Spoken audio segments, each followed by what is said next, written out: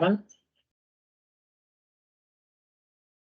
on the traditional territory of the Quadroon peoples of Kettle. May I have approval of the agenda as presented? Moved by Councilor Dorwood, seconded by Councilor Smith. All in favor? Okay, so we have delegations. We have Dennis Cole-Murphy. Yes. Here from the Quad C Consulting Management Services about the Housing Accelerator funding. So would you like to take it over? Or? Yeah. Yeah. So I'm here just to present the funding program that is available for the city as you're issuing the permits for the construction. On our side, just in bracket, we have also applied on our side for the reserve with KDC for this funding program. As we're going to build across the next 3 years, about 150 units for the First Nations there. But they have also their own land on the district. So we want to launch also projects for them. Also, we have the capital for it. We have also the senior housing project that will come also in the district and other project that you might have also on your side. There's a one stream program from CMHC, the Canadian Mortgage and Housing Corporation, called HAF, so Housing Accelerator Fund. This funding process, first, you need to know if you're eligible, but I believe it's the case for the city because we have checked the basic requirements. It's under 10,000 people living here, so it should be the case. So I'm here so you can apply for this funding because it's money that's going to be available for you, and we want to launch whether private and public partnership with you, the city, or you can use this fund so you can just ameliorate like the roads, parking, asphalt, any like assets that you own here on the city. So on our side, KCMS, we have on our action plan about 162 units that we want to build over the next 3 years, including the senior housing that we want to improve the BC housing. We face on our side some issues because we are forecasting so far 162. Doesn't mean that we're gonna do the 162. But it doesn't matter because I have talked with someone from MHC. They said it's only the unit that we're gonna build that will count for the funding process. So if we, for example, we have forecasted 162, we have 100, they're gonna fund you 100 units, which is still an amount of funding available to the city. So you can make any project, improve the city, asphalt, parking, whatever that is required. So that's also the good point of this funding. You can use it for anything related to housing, regarding like the roads, any public, also library, whatever you want.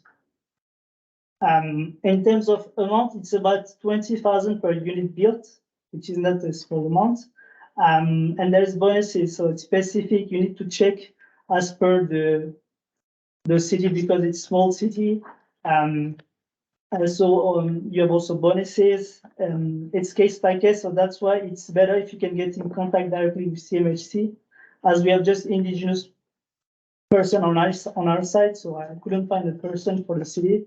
So I gave you, I think, a contact so you can directly mail them or call them. There is a need of reporting to CMHC, I believe, bi-weekly. Fortunately, we are the main stakeholders for the construction, whether KCMS or KCC. So we're going to help you for the reporting process.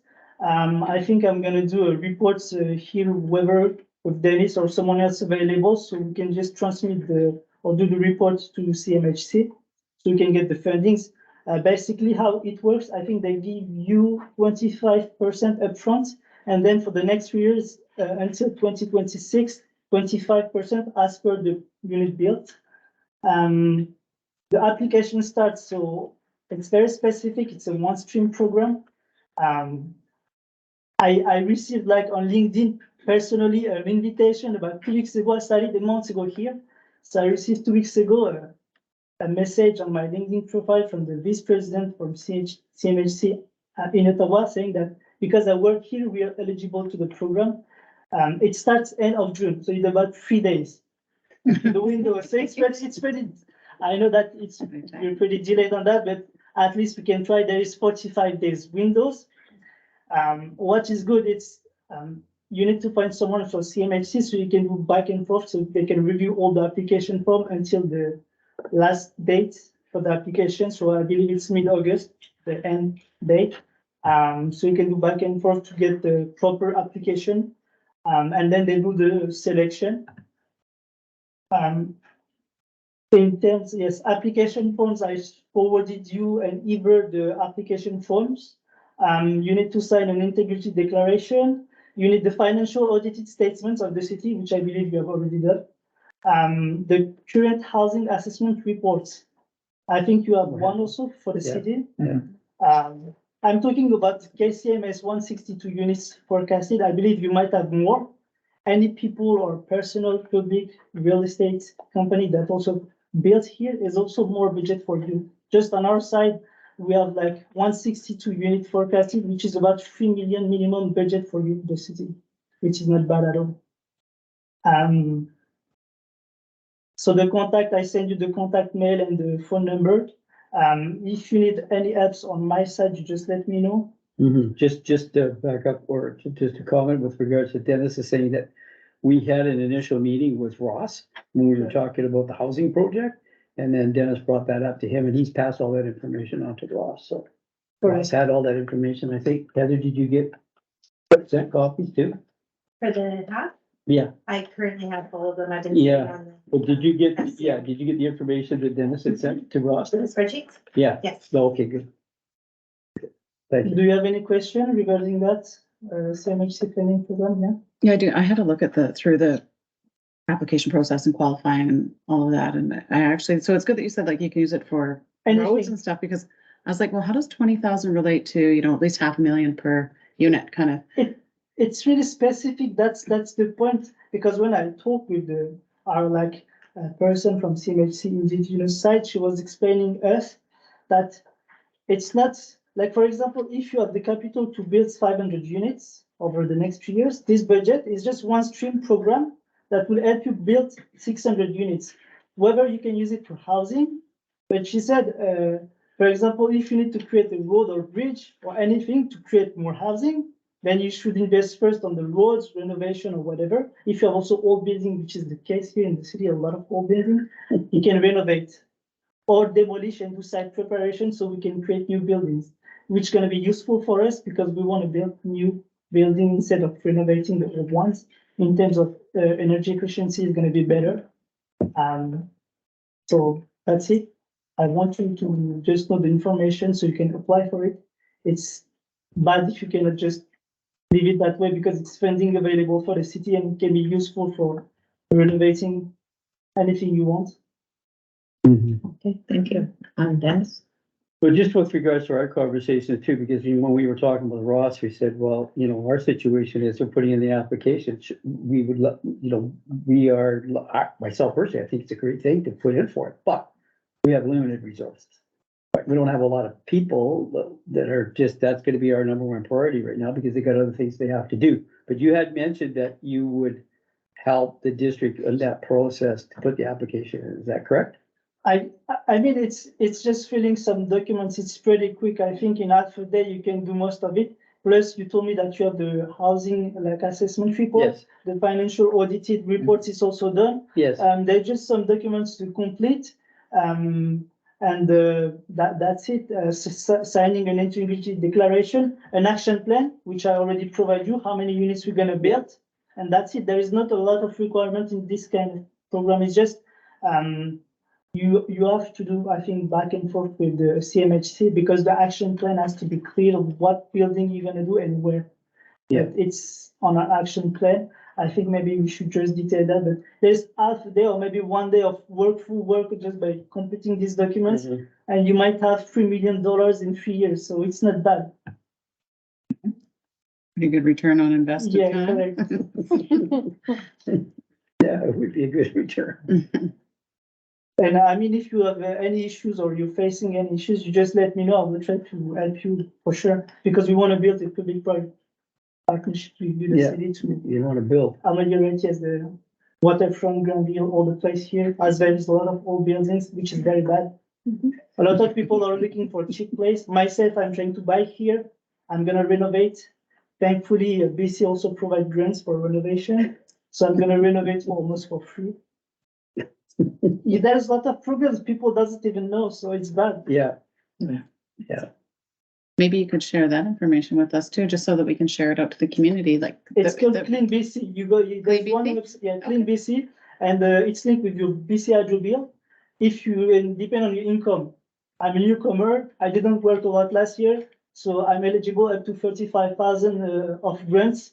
And 90, it covers up to 35,000 and 95% of the invoice. So if I do 40,000, I'm just gonna pay 5,000 from my pocket, Awesome. which I'm gonna do soon. Okay, that's good to know. So I'm gonna get the new house for 210,000, which is very good deal for me because in downtown it's 4 million. Yeah. Yeah. Down It's not possible. No people I was talking with someone in downtown. Everybody is leaving. It's not possible for people. And I was working with a 85 years old guy, surveyor on site. He had to work because with his pension plan, even his wife, it's not affordable to live there. Oh, Yeah. And I think we can build even more senior housing buildings here to bring more people. Like it's very good place to live, peaceful, good weather. We can do more here. We just need the good people for it. Yeah. That's why I'm here. That's why I'm here. That's right. Thank you. Any other questions? Does this, sorry, imply that we will work as a partnership between GNN and ourselves, which is fine. I'm not. For now, that's why also internally, because I'm an employee of KDC, Mhm. KCMS, I'm not taking the whole responsibility, or I'm not doing the contracts or saying who's gonna get the responsibility of what we're gonna do. So far, I just wanted to let you know that there is this funding. So far, you don't have the approval of it. Mhm. So once you have the approval, we're gonna get, I believe, a second meeting to see what we're gonna do with it. To like optimize the budget on the both sides, as we're gonna get also some for the reserves here on this district. And I think if we gather all of it, it's gonna be cheaper in terms of mobilization, demobilization for the companies, Mhm. depending on what we wanna do. So we'll see from there. I just want you to apply first. If you're approved, we'll talk later about what we will do, I mean, with these funds.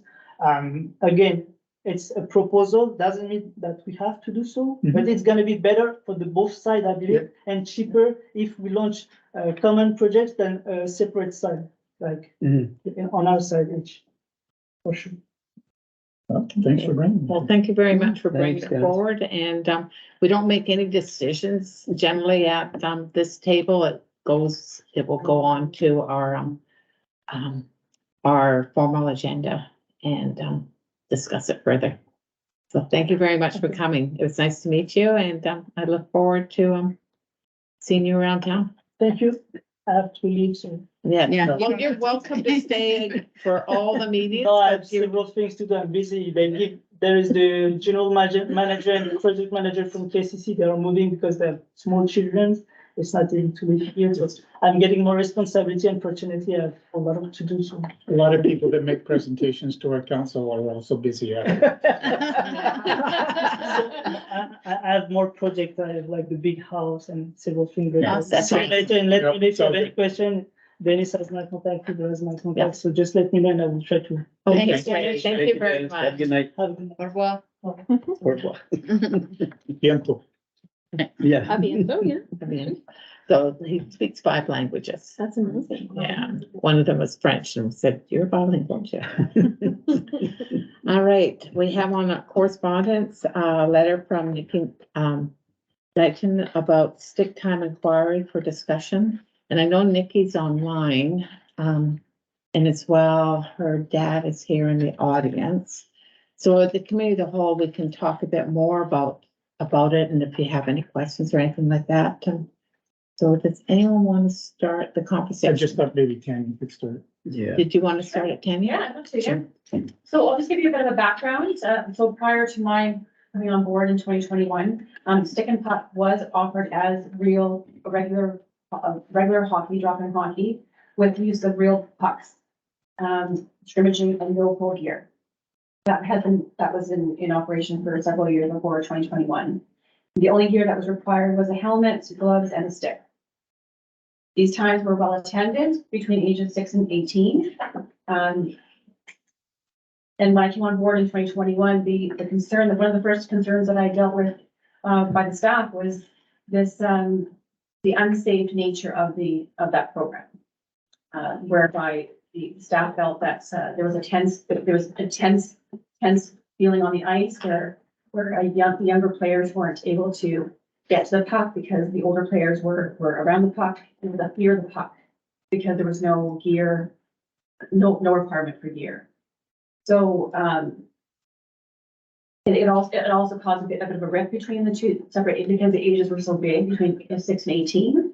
The staff felt that there was a bit of a rift between the two age groups. So coming from the Cowichan Valley Regional District where we had stronger safety practices already in place, it came a bit of a surprise to me that this was allowed to happen.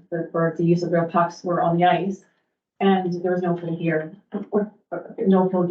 a mandatory full gear requirement.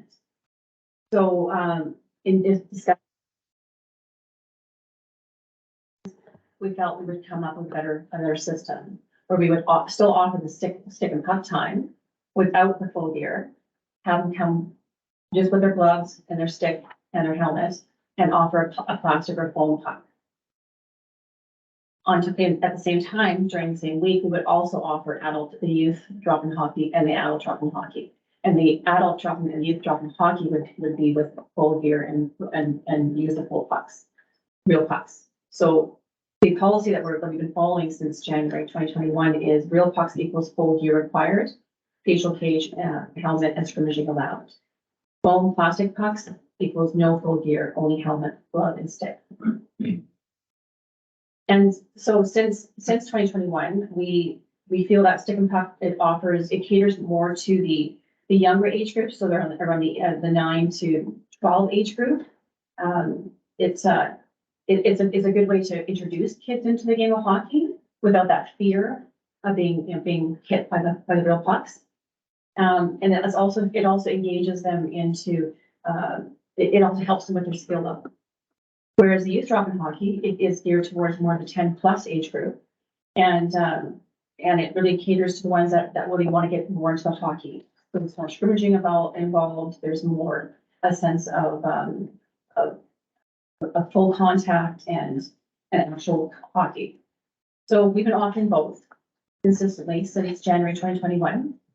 We've had no issues from the staff perspective. We've had no complaints from the patrons up until this one user, a letter.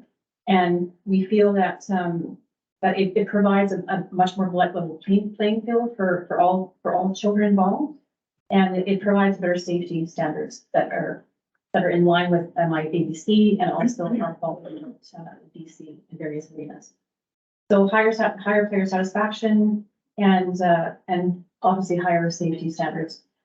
And just like we invested in the netting for safety from flying pucks going into the bleachers, protecting spectators, we think that's important to protect the patrons on the ice with that just mentioned. Okay. Councillor Robinson? Yeah, I just have a few questions. Thanks, Ken. You said full contact, but you're not for stick time or anything like it's not full contact. Not with no. So the stick and puck time is plastic pucks and no. But I mean, even youth hockey, when it's just sort of stick time with full gear, it's not full contact. So if it's real pucks and they have full gear on, then it's full contact. No. That's what you think it is. That's not what I think it is. Because minor hockey, by and large, isn't full contact. No, that's correct. No. Contact is body checking. Yeah. That's correct. That's correct. That's how Anyway, just with that aside, so there's the stick time, which I'll call stick time, since that the requirement now is that everybody be, have full gear on. No, so the stick and puck is. No, but I'm using my own language. Okay. Stick time is scrimmage where you can go scrimmage and just go out in the ice and scrimmage. And in my world, that's stick time. And the requirements now are that has full equipment, that people have full equipment for that, If they use a puck. if they're using the puck. If they're using, yeah, so. So, and that happens 3 times a week, if I'm reading the schedule correctly. Yes, I have copies of the summer guide schedule if you'd like to see it. No, Yeah. we've got it. And the family, the stick and puck, which is the helmets and gloves, with the sponge puck happens twice a week. For the summertime, yes. Okay, also, yeah, okay, so it's the. Yeah, sometime, yeah. Yeah. So this will probably change come fall. so- Yes, it does, yeah. Yeah, It does okay. change by the summer. So my question is, you have the 3, more or less stick. You're using a puck with, and scrimmaging, which is how I grew up playing hockey. Those 3 times, and then the 2, how are they attended? How well are they attended? So the youth drop-in hockey is well attended, And, and same with the stick and puck. We haven't seen a drop-in in patrons. I mean, we have seen a drop-in obviously because of COVID and obviously, with the rise of other programming, does, but we haven't seen a huge drop-in. does the age range tend to be a little bit less with the stick and puck, easy for you to say, time? Is it more younger kids at that time than say for the youth hockey, which is, scrimmaging? Yes, yes. So stick and puck caters to the 9 to 12 age group. Okay. And then the youth drop-in hockey caters to the 13 to 18. Okay, so the stick and puck, so what we're being asked for is that the stick and puck time that caters to that younger group. Have a puck, have a full puck. Well, I mean. Full puck with limited gear. I Yeah. think what the users from this letter are asking for is to have, be able to scrimmage without full gear and having a real puck. That's correct. I think that's what the ask is. And so they would like to do the stick time with, Mhm. have it all for, Yeah, and my understanding of stick time, and I have been before, I was never around too much, is that, it used to be people could go just get a quick skate in, at lunchtime and, have a game, just knock around sort of thing. And not have to change it into full gear, and so you get out, get a skate in and get back to work, by 1 o'clock, but I see the times for that have changed a little bit. but this is a summer schedule. It's not the Oh, whole right, schedule. In the right. winter time, that it was over lunchtime too. And I think that's just for context too, is there was concern about having to bring the gear to the arena, get Mhm. geared up, and then get back to school. Yeah. And I know that, our director of recreation offered to store the gear for the people. But no one took her up on that. Our CEO, Mrs. Yeah, so I just, thank you very much, Mayor. So I did a couple of little scans of different arenas around the area and not just around the area, but across the province. And there's varying degrees of, accepted risk, basically, at the arenas. So one that Tanya's referring to in terms of Cowichan is they actually have a family stick and puck, a youth stick and puck, and then they have an adult hockey. Oh, sorry, and a pioneer stick and puck. So a family stick and puck is a session that's designed for the kids and it's limited to 24 players, but they do play with pucks.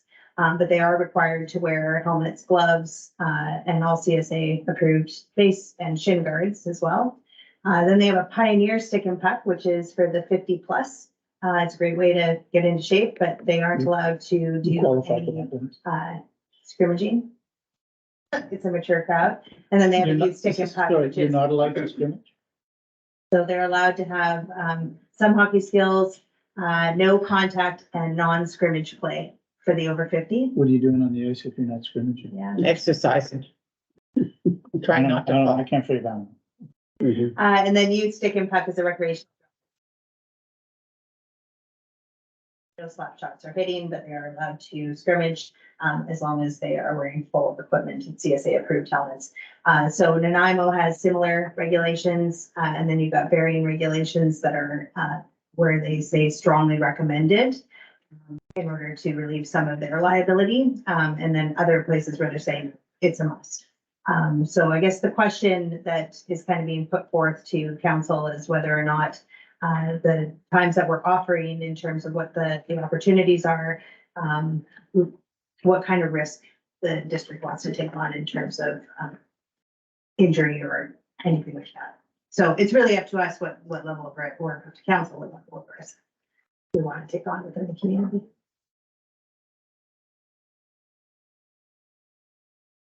Someone's waited in the waiting room. Oh, sorry.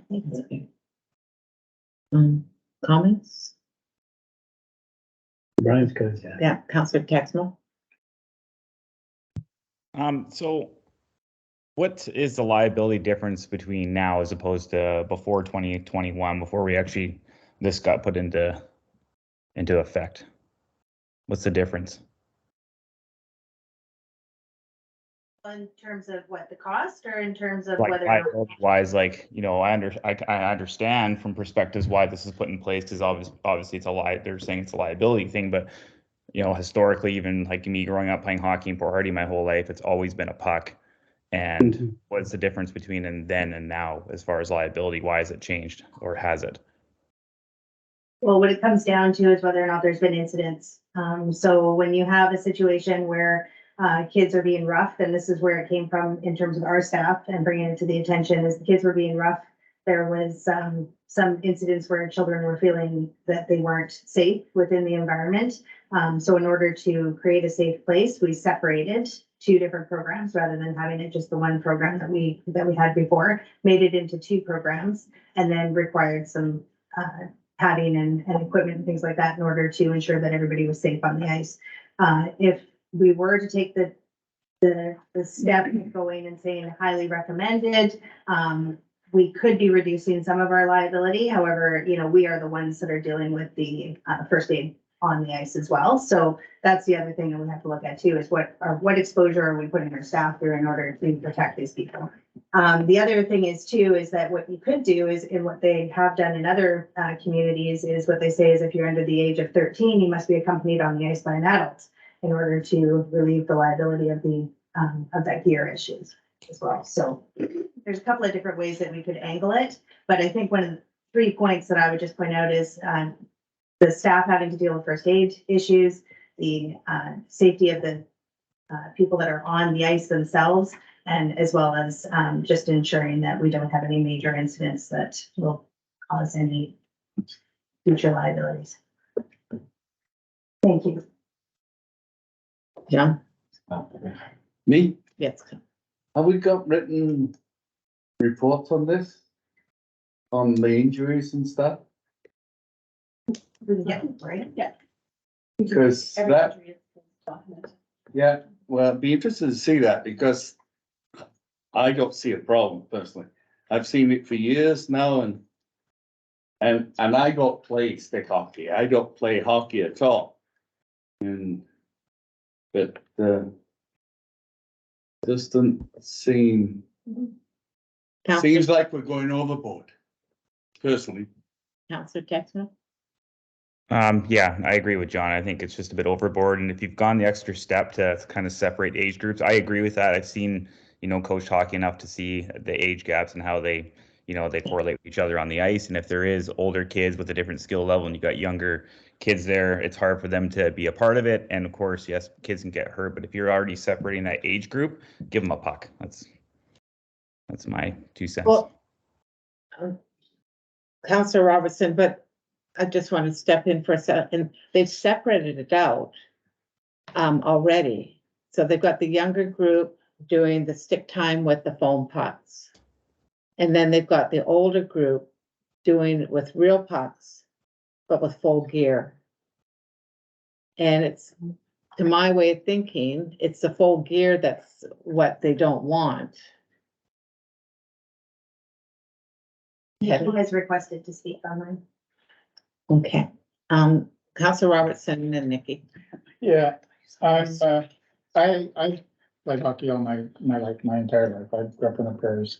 I'm not sure why I didn't play professional. Oh, that's right. I wasn't any good. Other than that, yeah, so, one question first.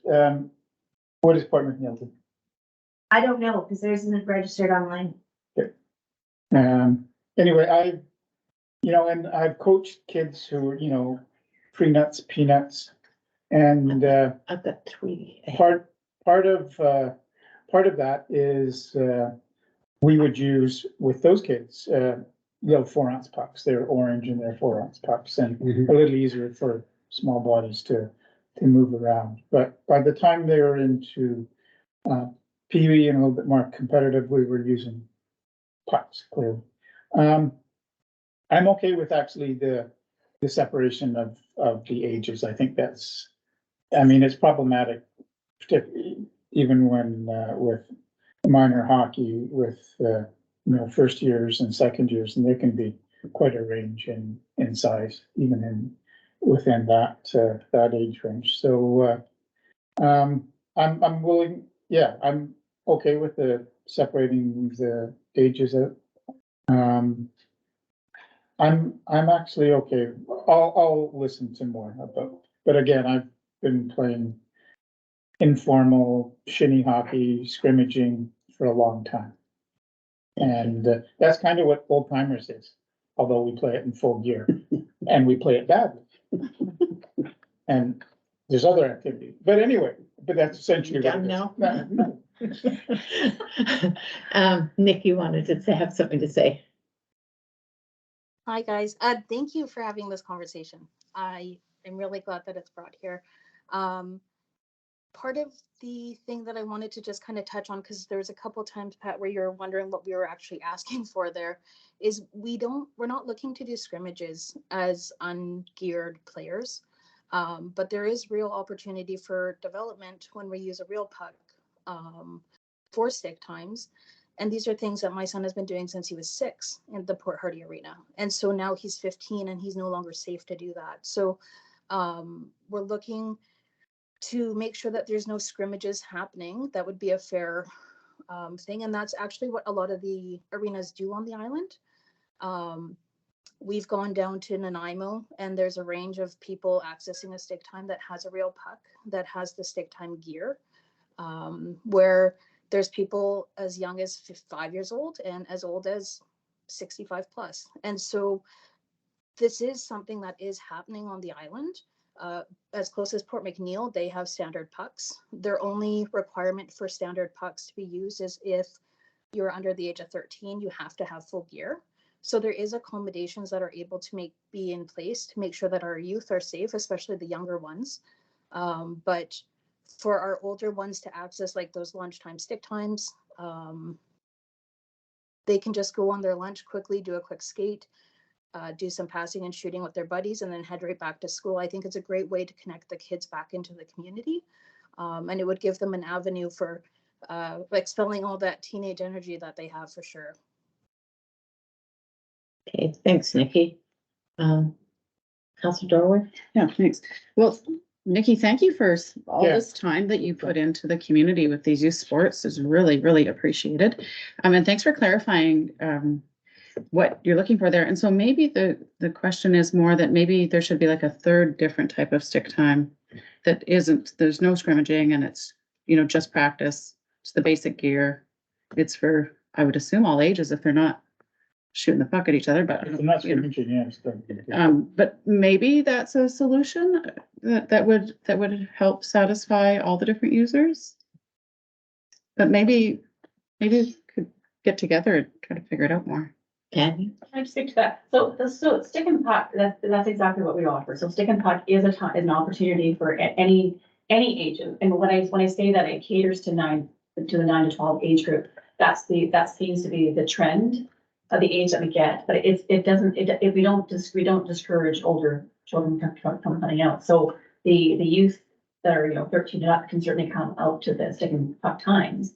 The only thing that we change is that we're no longer allowing real pucks. So there's scrimmaging, you can still scrimmage, we still can, have a game setting, but we're just not allowing the real pucks, we're just allowing the plastic pucks because we're protecting the players against being hit. And I mean, to me, that makes sense. The protection requirements when you're playing scrimmage. I've only played a bit, but I wouldn't dare go out without tons of gear on, so. But, so if there's, what about though having a session or two, I don't know, looking at the schedule and having a session where there is no scrimmaging and then it's the basic gear and it's the real puck and there's no necessarily age limit. Is that something that would still be safe? As long as, if there's ice available, we're happy to accommodate, and that's, if any user that's looking for ice time, if we can accommodate, we're more than happy to. So is that the group that is using the foam pucks, are they wanting to scrimmage or are they wanting to practice their skills practice? We've had an increase in 9 to 12 age group. I just want to get out there and just have fun with the foam puck. Right. And so, yeah, it's been very beneficial over the last 2 years to have that separation. There is definitely there's less fear. Again, there's that less tension between players. It's more fair playing, across the board, where beginners and more advanced players can play together. So it does allow more for a social type of recreation. That's with scrimmaging. That's with scrimmaging. So what about offering, because there's obviously a group of kids and adults too, because I've heard anyways, that want to have a stick time with, real pucks. So setting up a couple of lunch times, the old school way. And then, as Nikki said, some of them have the rules around it. Under a certain age, they have to have full gear. Or we could have under a certain age, they have to be accompanied by a parent. I just want to say that because we did things in the past, doesn't mean that that's still okay. I grew up in the back of pickup trucks and inside of a car with people smoking with the windows up. And, now we do wear safety gear for these things. And I don't know, I feel like it sounds like you've had incidents that do require, are showing that the scrimmaging needs the full gear. But what I'm hearing from Nikki is that there are people who don't want to scrimmage. They just want a skills practice, but they can't fit their time in with a real puck. They want the real puck, no scrimmage. I don't know if that's correct, Nikki. Go ahead. Nikki. Maybe it's there's a 3 thing instead of 2 different categories that we've got there. I think that there's, the tough thing is that the foam pucks, it's not happening as much for the big heart of this, older youth group. They only get the 1 time a week where they get to go and use the real puck. And there's assumed risk in any time that we're doing an activity. But I sent a petition out. I don't even know if that matters to you guys. We got almost 200 signatures since Friday.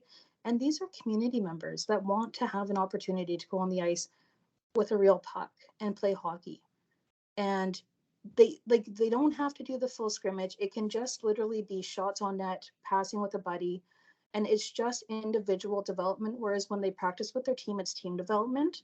And so it's an opportunity for our youth to work on their skills individually. And then they don't have to have the full gear. I'm hoping that we can do this during the lunchtime, because then those high schoolers can go and access this facility that's there, and they can do their stick time and then actually just go right back to school.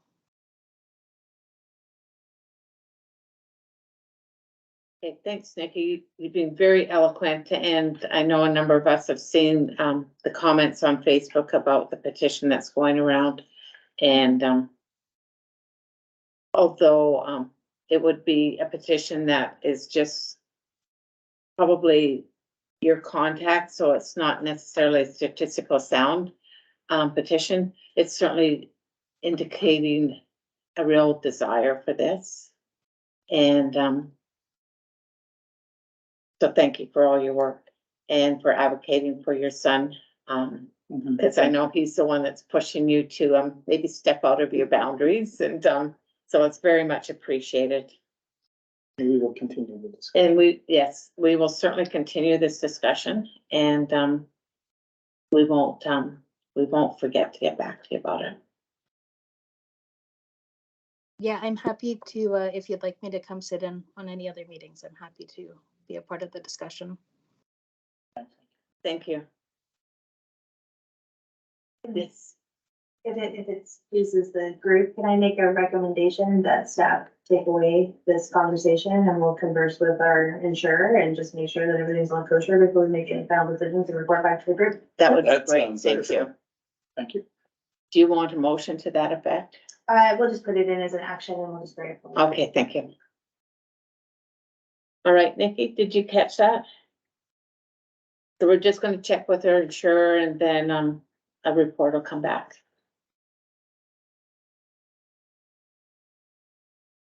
Okay. Moving on to new business, the Trustee Road Dog Park grand opening and naming. So before we get into that discussion, oh my goodness, that is being so popular up there. It's been crazy.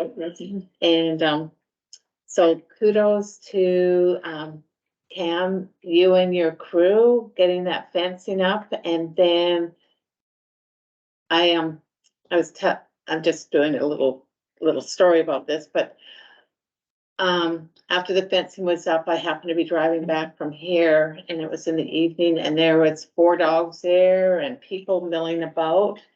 So that was good. And then the other day I got a message from someone, could you do this? And I said, I'll put it on the list. It's not even officially open. I'll put it on the list. And then I happened to run into one of the workers out at the beach and mentioned that how well it's been used, and this is what was suggested. And he said, oh, funny you should say that, and showed me a picture of a garbage can that had been put right there to collect dog waste. And so I messaged her and showed her the picture. I drove by and showed her the picture, and she goes, oh, you've got power. And I said, I wish I had that kind of power. It's purely coincidental. I cannot take credit for it, but it's been great.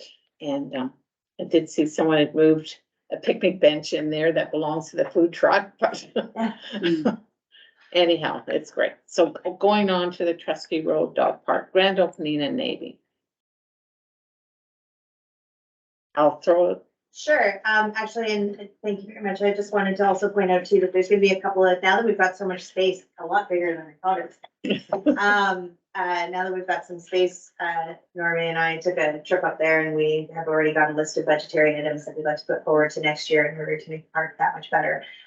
Given that while we were there, 3 different groups of people showed up to run their dogs, which was great. So it's definitely being used. But we are in the process of creating signage. So Cam's staff is putting that all together, and they're doing a great job of that. But what we wanted to know is if there is a desire to name the park besides just Dog Park or Trustee Dog Park or whatever. Port Hardy Dog Park. Or the Port Hardy Dog Park, or if we're just gonna call it Dog Park. So we are just throwing it out there to see, and we'd also like to be able to, once the sign is in, have all of council come and do a bit of a ribbon cutting and some activities up there. So that's Lunatic dogs. Yes, there's lunatic dogs there. Let me tell you, there are lunatic dogs up there. It should be terrifying. Councilor Dorwood? Oh, it is awesome to have. It's very popular. So thank you, Cam, and your staff for getting that together. Yeah, it's really popular. I think, of course, the community could probably come up with better names than we could, but I'd like to name it. Before anybody else takes these names, I've come up with Trustee Friend Dog Park. Oh. But you know, trustee, like the road with the EE on the end. Trustee Friend Dog Park. Good one. I know, you're welcome. It took me a little while.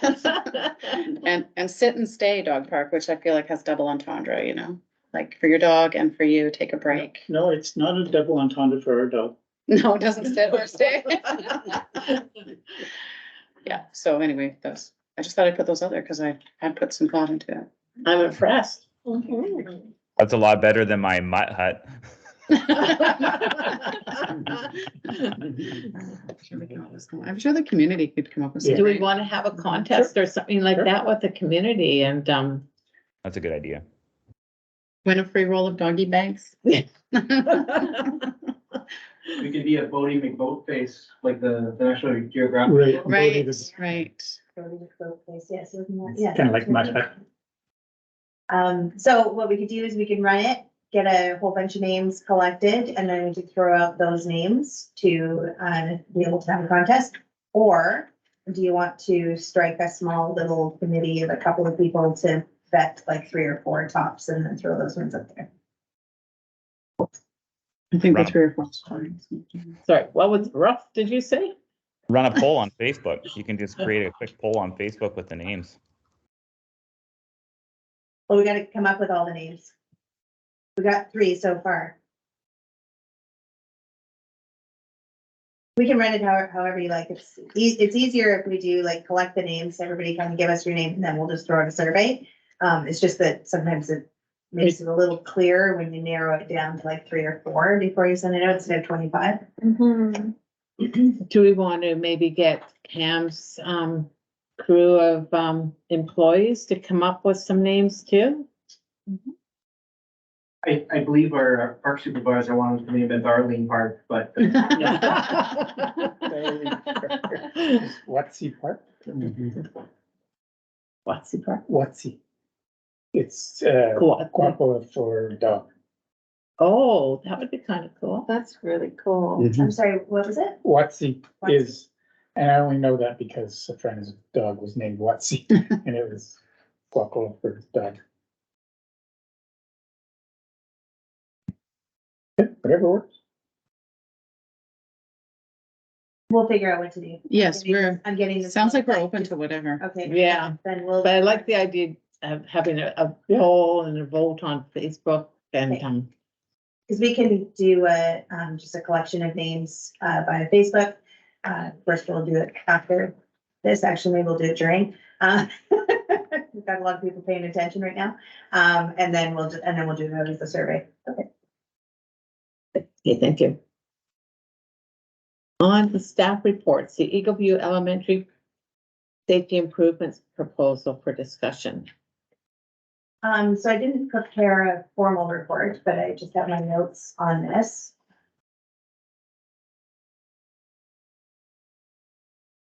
So as you may recall, last year we went to Eagle View Elementary and we looked at some of their safety concerns that they had. And one of the issues that they currently have is, unfortunately, don't think we'll be able to stop it 100%, is people not knowing rules of the road. That's one of the biggest issues. So we have a dead end street, which has a cul-de-sac on it, which the school is at the end of, and the school does not permit anybody to drive onto their property in order to pick up or drop off children. So they're all being dropped off on Seaview. There's a limited amount of parking, which backs up onto the green belt. And you'll see in the report that Rush sent us, you'll see that there's a part where everybody's pulling in. When we looked at the site, I had RCMP, Cam, especially I believe you weren't there, that, you know, it was myself, RCMP and Darby Gildersleeve, and we had a look at the whole site. And then we watched people come in. And RCMP were speaking to a lot of people about their behaviors and how they park vehicles, et cetera, and just a lot of people not know. So a couple of recommendations that we made with some signage. The possibility of putting in a proper path where the parking is, so that children aren't walking in front of the vehicles or behind the vehicles along Seaview Drive. We did paint all of the lines to make sure, or all of the curbs yellow, so that they are stopping, that you can stop there, but you can't park there, which means you can't leave your vehicle. And those were some of the recommendations that we made. So they've come back, they've applied for some funding, which they've now received. They want to go forward. We totally support the pathway, 100%. The addition of the crosswalks are totally supported. The only thing, and the signage is, you know, from our perspective, is a great thing to put up there so that they can keep reinforcing to the parents how they're supposed to use the drop off and pickup. The one thing that's a little bit problematic is going to be the barrels in the middle of the cul-de-sac. And there's a couple of reasons for that. People may have difficulty getting around other vehicles, people don't pull over far enough, and if we do have an emergency vehicle that has to get through there and get around quickly, we feel that there may be a bit of concern. However, that being said, my recommendation to council on this particular item would be to go ahead with the whole gamut, and that we would work with them on what that center looks like, to see if we can keep the flow of traffic going.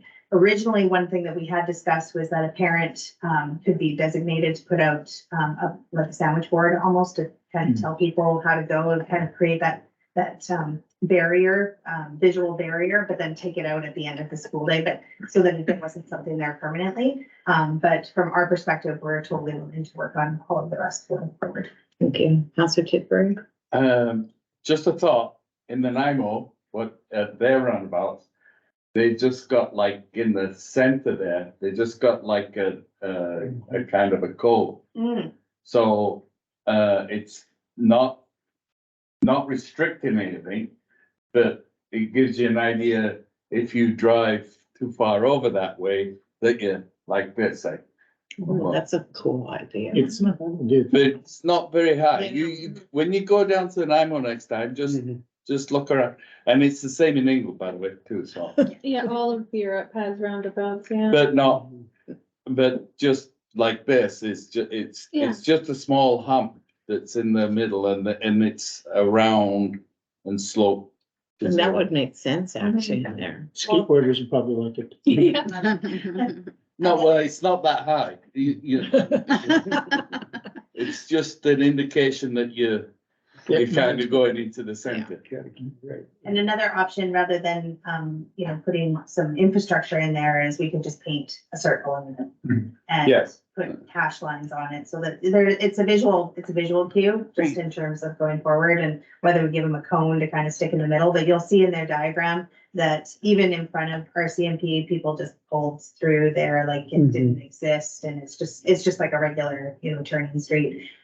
So, trying to figure out ways of creating a better safety option. The other option that we had thrown out there was running a Patroller of the Month program, or a patrolling program, where the 567s would go out and actually guide people across the street. And because of having children out there, people will slow down, people will pay more attention to what's going on.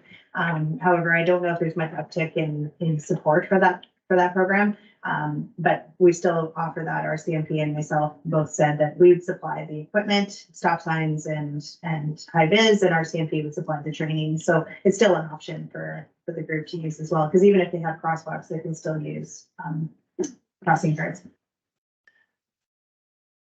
Could we do just the cones just to see if people, because I think painting it, I would probably myself drive over it. I wouldn't see it as a barrier, but if there's actual cones there for a 3-month trial, what they're suggesting, to see if that flow even works, and maybe it doesn't, maybe it'll be a traffic jam and no one moves and that person got out of their car and now I can't get around and I'm late for work. We don't know if it will be a nice flow. I don't know if that is an option for us, just to see if it's worth, paving or putting in infrastructure to see if people can go around. Yeah, and there's definitely ways we can work around that, for sure.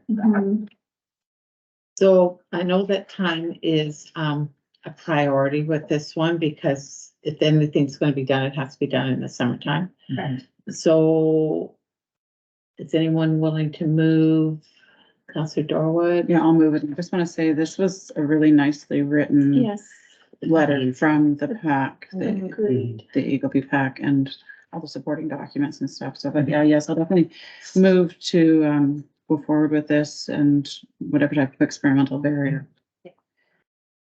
Seconded by Councillor Smith. Any other comments, questions? All in favor? Thank you. So we could do a rise and report with on our agenda tonight. Yeah, I even put a placeholder in there for Yeah. Oh,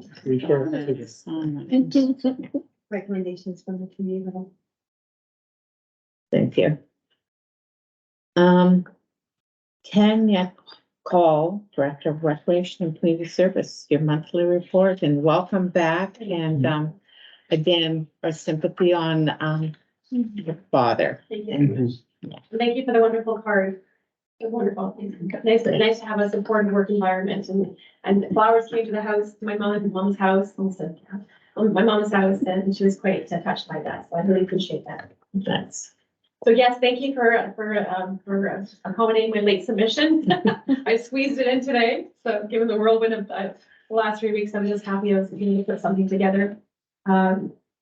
It's just, it's good, just congratulations to my staff and to the community for such an awesome party hustle. Whoops, yeah. It was super well. It's been such a great event. Yeah. Not even being there, but I kept in touch with the staff throughout the day and the feedback, as you all have seen on Facebook and the stats and the survey has just been tremendous. So I think the Hardy Hustle's here to stay. Yeah, that's good.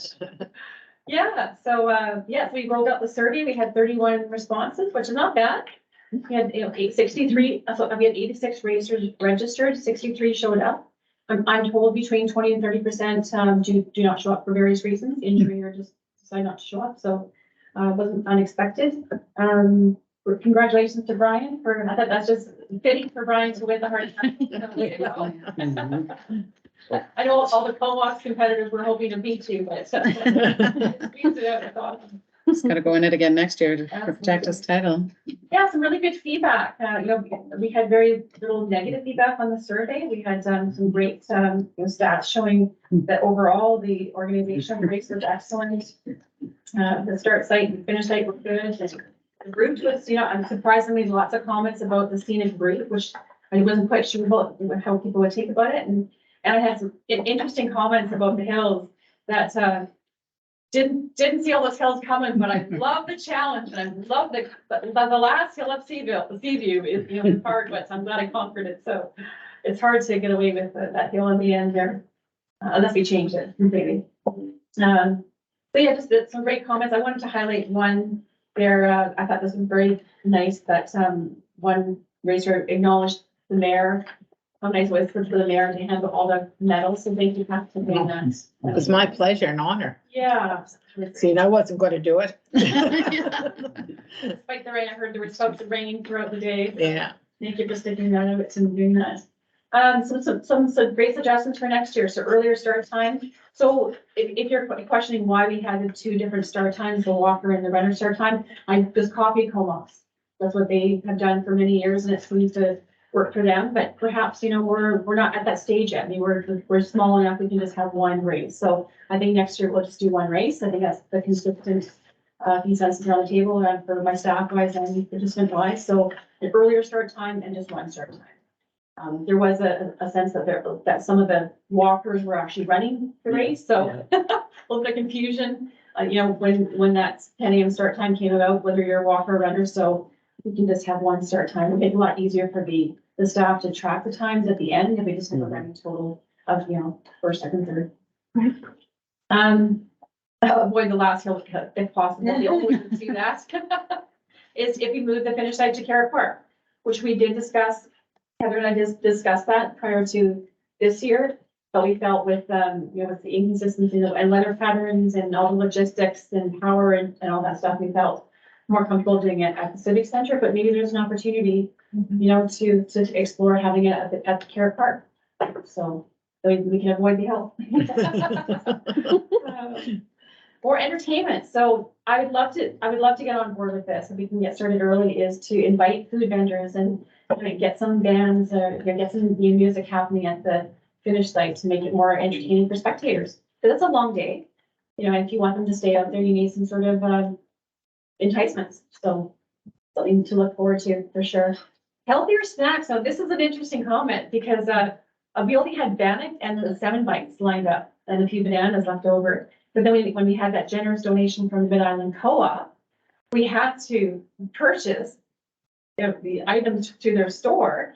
And it's not that easy to find healthy snacks at a gas station.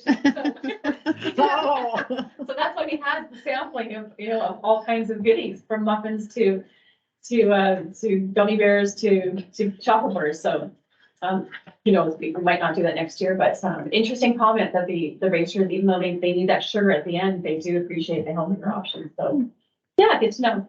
And more signage. Yeah, I thought we had lots of signage, but you know what?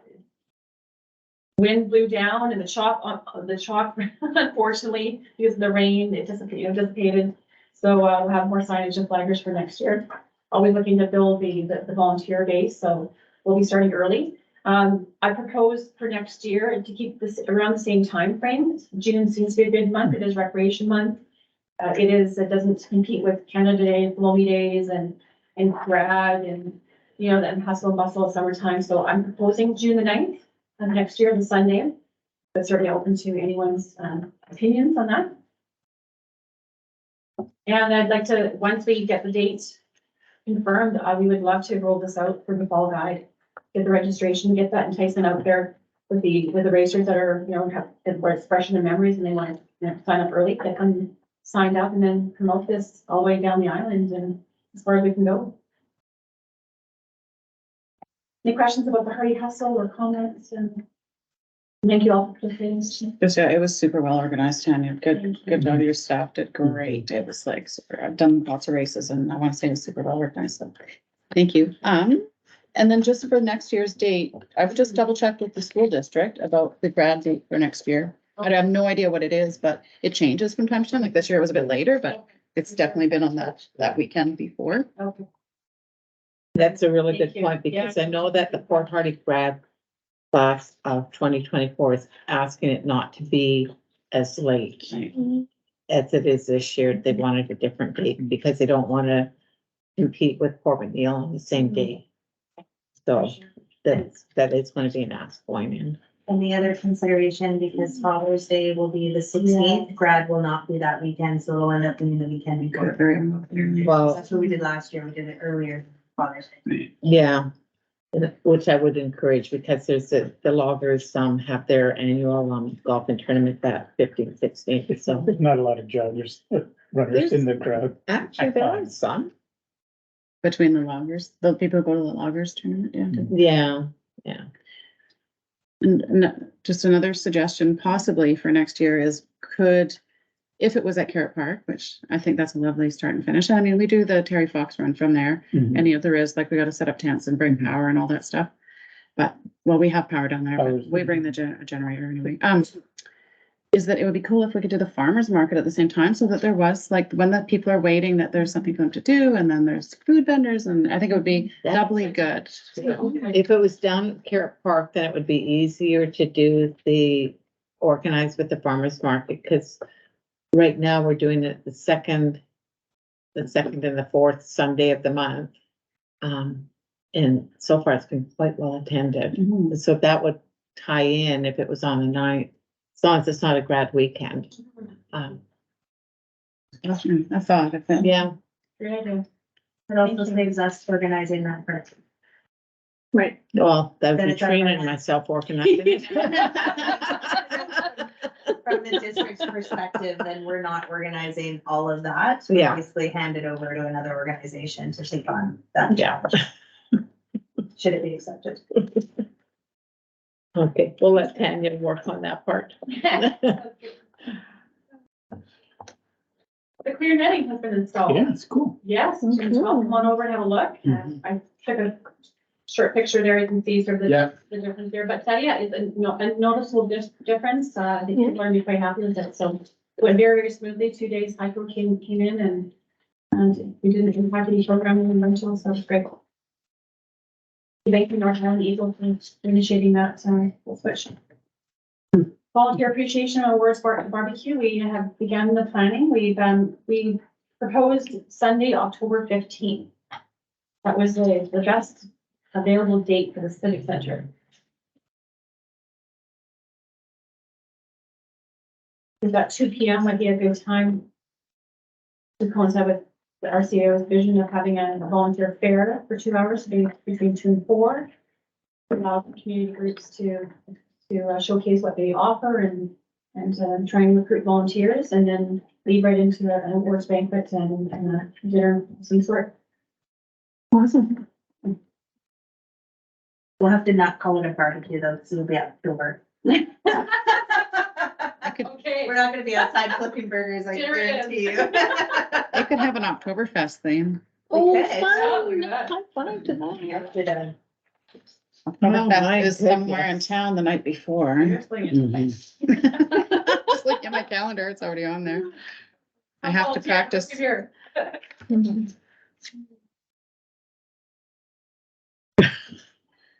Okay, babysitters, I wanted to highlight this one. This has been, we've been offering babysitting courses now since the winter of 2022. And I couldn't believe how many kids we put through, 70 kids.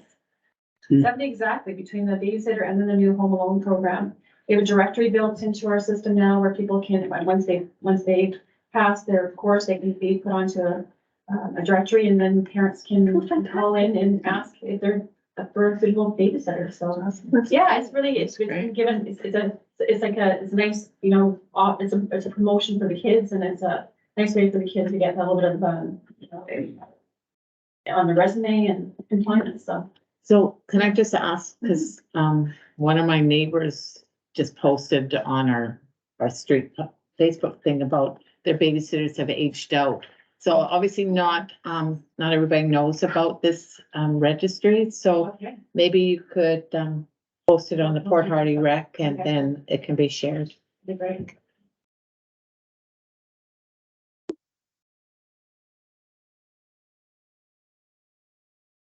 Lifeguarding courses, yes, our staff are down in Fort McNeil. They started yesterday and they're there today, and the rest of the week they're teaching the bronze medallion and bronze trophy. 11 participants for the bronze medallion and bronze trophy.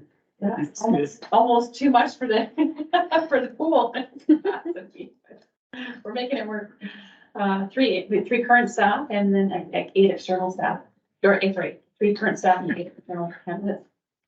And then the National Lifeguards and recertification will be happening in July. And in total, we have 8 candidates registered. Mhm. We're looking good. And I just want a big shout out to our new recreation facility attendants, Mike Nahardy and Lake Ian. They've done a tremendous job in getting our arena spruced up for the next season.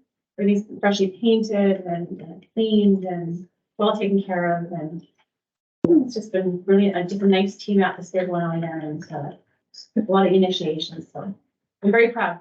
I can go away for a few weeks and come back and see the work done. So that's my job. Yeah. Any questions?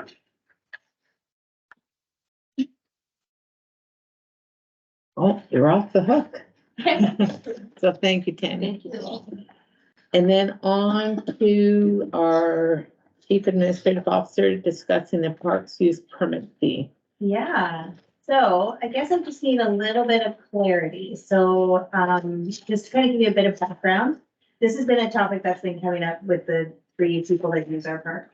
We don't have very many people who utilize our park at this point. Since I've been in the district of Port Hardy, we've never increased our rate for a park user fee. However, we regularly receive complaints about how cumbersome it is to have multiple day uses in our parks.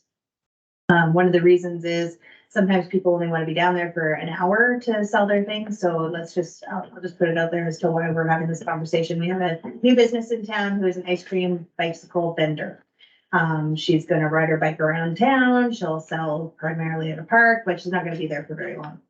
And so for $30, that's the fee that we currently have for our parks use permit for commercial use. So for her to be able to do that, if she was gonna do it 1 hour every day for 30 days, that's quite cost prohibitive. But it's the same price for a food truck to be there for 2 hours or 4 hours or 8 hours or et cetera. Now, it doesn't mean that either one of them has any less overhead, because ultimately at the end of the day, it's fairly equal in terms of profit margin going across the board. But to try and encourage use of our parks for this purpose in order to get some stimulus and some economic drivers, it was requested that we have kind of a tiered rate for parks use. And so the other part that I've kind of thrown in there is kind of breaking it down by up to 3 hours would be $15 a day, up to 5 hours would be our regular $30 a day, and then more than 5 hours would be $50 a day. And that would just be during park open hours. So that's dawn till dusk. And then what I was going to try and encourage is if we could get people to book more in advance rather than coming in every other day, telling us I'd like to use the park today, I'd like to use the park tomorrow, et cetera. It's just book however many days within a month, and then you get a discount for doing that. So if they book anything more than 15 days in a calendar month, then they get a discount to be able to do that. And that helps to reduce our administrative staff time in order to process these permits, because, you know, for $15 a day, it costs us more to process the permit every single day that they come in. But for us to encourage them to use it on a multiple day. The other thing we talked about is, from a staff's point of view, is then we know what's going on, because we're gonna have a calendar, we can be able to write it down, whereas right now people come in, they get a one-off permit. We might have one person, who has done this in the past, where they've said, I'm gonna buy 7 days this month, and these are the days I think I'm gonna use. And then we can't really mark it on a calendar because we're not really sure when they're actually gonna use it. All the necessary requirements for insurance, et cetera, all apply, and that's on the proponent in order to do that. So I just wanted to have just a little bit of discussion and direction around what the intent was to send it back to staff on the last one, so that I want to better understand. And I apologize for not being here to express my staff report. Who was the motion last? I can't remember. It was, I believe it was to refer it back to staff for more information, Mhm. and that's why I was just a little. Well, Yeah, I what's think- the information? part of the discussion was around the $50 per day. Yeah. And, that we thought that was too high. And then I think when I look at it, up to 3 hours is 15, up to 5 hours is 30. But if someone only wanted to be there for 4 hours, Yeah. they'd have to pay 30. Yeah. But it was the 50 that was the big, Mhm. I would say. Well, it'd be 60 now if you did longer. So more than 5 would be, Personally, I like the scheduling. Mhm. I'm still thinking the rates are a little high. Like it would be $450, and then after that, you get a 25% discount. Or I guess add that, $450. $30 for 15 days. Yeah. Did I not do my math? right? Oh, so, yeah. Right. It's $120 savings. Could we, I guess, like, I understand the administrative side, like, that's a lot of work, for, like, having to come in, but I think in the summer, like, this is when it goes on, and we want people to be able to do that. Do we need, and I guess we need to know where they are, so we can, Well, I guess the question would come down is now, let's say I have 10 people apply to be at Beaver Harbor Park, for Right. instance, right? So it's good for us to know who's gonna be there when. We may end up with an influx of food trucks or vendors that wanna be down in the park, or there might be a wedding that's happening down in the park that somebody's already booked. So yeah, just knowing when they're gonna be down there helps with that particular case. It also helps us send staff down to make sure that washrooms and garbages, et cetera, are all taken care of. Now we do put a little bit of a caveat on the proponent to actually take away as much of their own garbage as they possibly can, just because of the animal waste. So that's kind of where we kind of put a little bit of limits on them. And they do pay a damage deposit as well. So if we go down and we have garbage everywhere, we keep the damage deposit. So at least that way we can always go down and make sure that everything is okay. We also have a park power charge as well. So they'd have to come in with a key and et cetera, every time they actually have to use the power. So then at least we know when we're gonna be giving up the key and the desk. I'm just wondering if we could do like a weekly, or instead of just a daily one, or like a weekend one, or just something that is easier for staff and then not such a barrier for our food truck people, right? Just something that's easy for them to be like, yeah, I'm gonna be here at this time, and okay, yeah, I can make a profit that day, you know, it's not very, just, I don't know. Yeah, if I may, I'll just speak to that. So the couple of food trucks that I do deal with, they plan it out for the whole month, basically decide when they're gonna actually be at the facility. So for Asian A, for instance, last year, what they did is they came in and said, we're gonna be there Saturday, Sunday, Saturday, Sunday, Saturday, Sunday, Saturday, Sunday. We're gonna pay for it in advance. And then we would get a phone call because the weather was horrible. And they would say, is it okay if I change this Saturday to Friday?